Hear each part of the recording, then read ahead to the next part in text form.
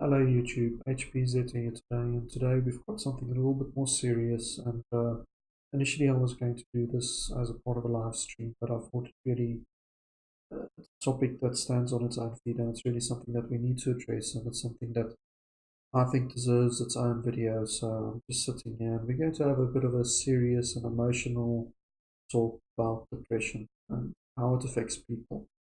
How it's the worst disease imaginable that affects everyone at least once in their lives. And it takes away family, it takes away friends, it takes away mothers, it takes away fathers, children. It really has no bounds. And it's something that, unfortunately, as a society, we've got a bit of a stigma of talking about.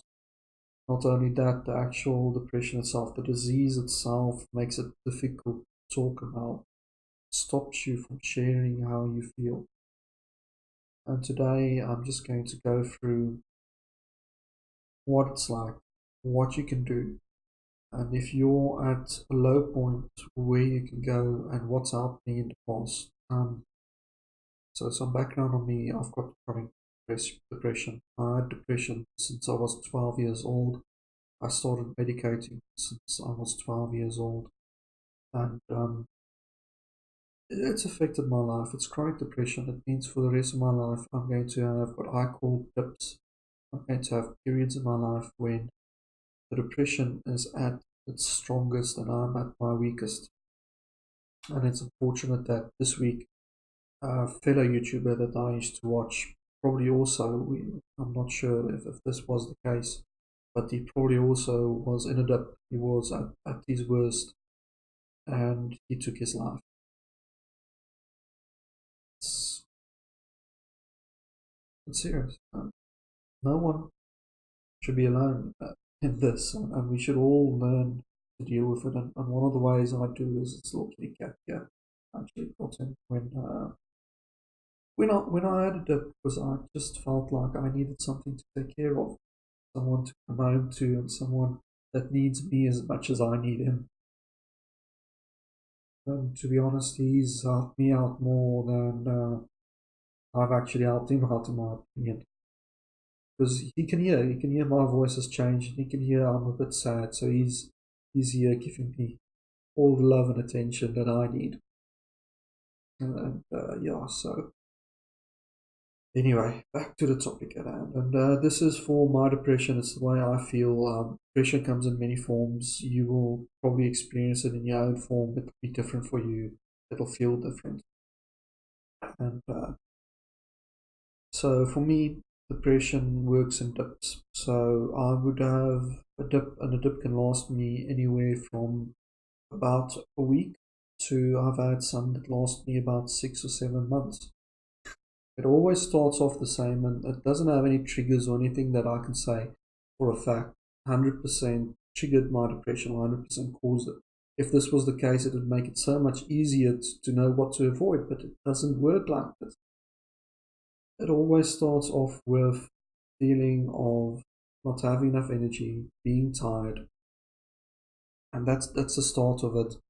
As it progresses, that there's always one thing that starts taking away from you, and that is things that you used to enjoy suddenly just you don't feel pleasure in it. It doesn't bring you joy.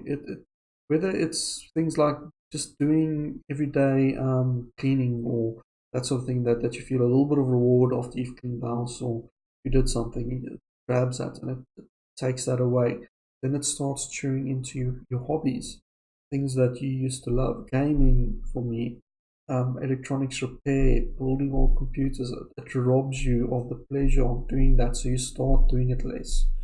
And due to the nature of it, it forces you then to feel depressed because you're not doing the things that you used to love, and it constantly takes away from you. Depression is a disease that takes. And for me, that's how my dips work. It gets progressively worse until it's in a trough where, at its peak, it affects me in such a way that I can't get out of bed in the morning to go to work. I can't get out of the bed to clean. I can't get out of the bed to go visit a friend or to do things that will pull me out of depression. And that's when it's at its peak, and that's where a lot of people, when depression's at its peak, feel that there's no other recourse for them than to take their own lives. That they feel like the world won't miss them when they're gone, and etc. etc. It's at its worst at that stage. And the only advice I can give to anyone that's in this stage at the moment is wait. Wait for it. You don't have to end your life today. Take another day. Something might change tomorrow or the day after, but eventually you will get out of the dip. Eventually things will go better. There are several things that you can do when you've got depression. What helps for me might not help for you, but for me, the biggest thing I can do is get out of bed, get out of the house, and visit a friend, visit a family member. Keep yourself occupied. Keep busy. And if you have someone close enough, and this is the hardest part of depression, is you need to talk about it. Because other people have been through the same, and other people can help you get out of it. You don't have to go see a psychologist to talk to someone. Anyone can do. Talk to someone. Because talking makes it feel better. No matter how bad it is, and your brain will play tricks on you. Your brain will tell you there's people out there in the world that's worse off than you. There's people out there that's suffering worse than you. That's your brain. That's a depression tricking you. You deserve to be happy. Everyone deserves to be happy. And if something is making you depressed, you deserve to talk about it and to find help. Medication is another avenue that a lot of people have taken. And for me, because I started medicating when I was so young, it caused a whole bunch of complications for me. It wreaked havoc in my hormones. I actually missed puberty. I pubesced very late because I was on antidepressants. It messed up my memory, and I can't remember a lot that's happened when I was 12 to 14 years old. It's all a blur. But it does help you. A lot of people think that it's this magic pill that suddenly makes you happy, it makes you feel good. It doesn't. It takes the edge off. It takes the bottom, the top and the bottom. Well, if depression is a little bottom bell curve like that, it'll take these parts away, but you'll get a swing. If something is bad, you'll get a little bit worse than what you used to before. So you have to keep in that happy space with depression. For many people, medication works, and for those people, continue taking it. For those that it doesn't work, you need to maybe relook at it or talk to your doctor for different medication, or find activities and things that can pull you out of depression. I was successful. I'm very lucky. This doesn't work for everyone, but I found things that pulls me out of it. It keeps me from getting the worst I can be in that pit.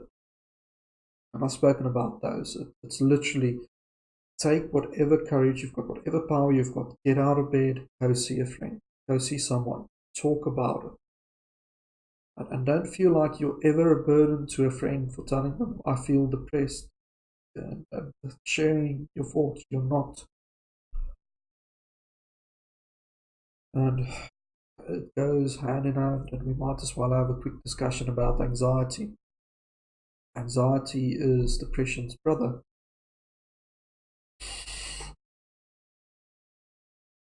Anxiety differs like depression. It's different for everyone. For me, when I've got anxiety, I've got depression, I'm in bed, and it's that static that I can't think, that constant buzz in your head, that fuzziness that's there. And then after the fuzziness, the only thing that your brain you hear through this static is, what if? What if everyone hates me? What if I fail at life? What if this big project I'm busy at work fails? What if tomorrow I lost my job and I lose the house? That is anxiety, and it goes hand in hand with depression.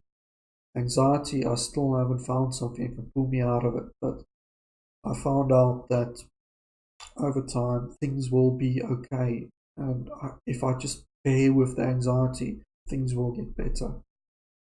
And I ask for everyone today, if you know someone that you feel suffers from depression, there's a few ways you can help. And one of the biggest ways is don't go to them and say, I think you've got depression. Okay, I think the only thing you need is you need a good vacation because you're sad all the time. Don't do that. Go to a person and say, hey, I see that you're having a bit of a rough day. You haven't been yourself lately. Do you want to chat about it? Open those doors for conversation, because that may always meant the world for me, is having a person that goes, I care about you. I see you're feeling a little bit down today. Do you want to chat? And you chat and you feel better afterwards. Sounds terrible.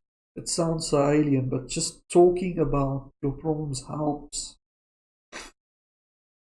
Also, please don't be the person that tries to rationally tell people what to do. If they do come with you and say, I've got depression, I'm feeling like this, by saying things like, oh, don't worry, you won't ever lose your job.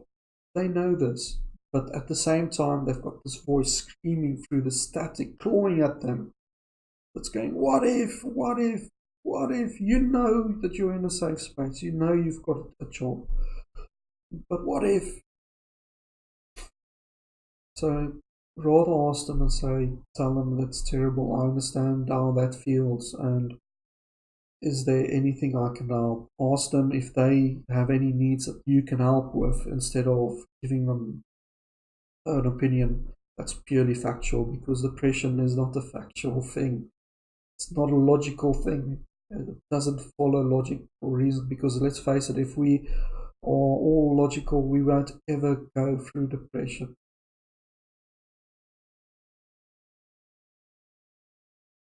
And the one thing that's taught me is suffering from depression and anxiety does not make you a lesser person. It doesn't make you lesser than anyone else. And not suffering from it doesn't make you greater or lesser.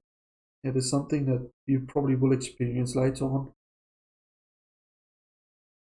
And yeah, I'm just asking everyone today, if you know someone that you feel suffers from depression, that might take their life or might do something, please consider giving them a phone call and just saying, hi, can we hang out? Can we do something? You know, that's the best remedy of all of it. Another thing I just want to touch on before I end this video, and I spoke about Kitty there. Kitty I got while I was in a job that was literally destroying my mind. It was destroying me from the inside out. I worked for a person that would shred me to pieces every time he got. But nothing I did in my job felt like I was achieving anything, that I was good enough. I was at my lowest point, and I decided at that stage I needed something in my life. I needed a reason to be there, because I would get home to this cool house with no one in it, and I would deal with my anxiety and depression from the moment I got my little cat. It was the moment I realized that doing something for someone else, having a reason to come home, because I need to feed my cat, I need to take care of Kitty, I need to make sure he's got someone that he can love, was enough. It was enough to pull me out of one of the worst depressions I've ever had. So pets help. Don't ever underestimate how much someone's pet means to them. And it might be a tip for some of you, especially if you feel lonely, is try and get a dog or a cat. Try and have a reason. And that's also one of the reasons why I didn't, after that, ever go through with it, ever go through with suicide, is what's going to happen to my cat. I mean it seriously. It sounds stupid, but who's going to take care of him? He can't stay with my parents or anyone. So it's good enough. And no matter what it is, if for you playing video games gets you out of it, it's good enough. Do that.